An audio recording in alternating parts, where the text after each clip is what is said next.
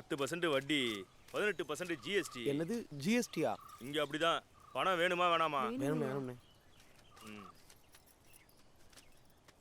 10,000 ரூபா சாயந்தரம் 12,800 திரும்ப வரணும். அண்ணே கண்டிப்பாக வந்துடுண்ணே. அண்ணனை பற்றி தெரியும்ல? தெரியும்ண்ணே. பணம் மட்டும் சாயந்தரம் வரல, தேவனுங்களா பார்த்துல அவனுங்க கதி தான் உங்களுக்கும். அப்படிலாம் இது நடக்காதுண்ணே, கண்டிப்பாக வந்துடுண்ணே. கடவுளே, இந்த வியாபாரம் நல்லபடியாக போகணும். வெள்ளச்சாமிண்ணே வணக்கம்ண்ணே.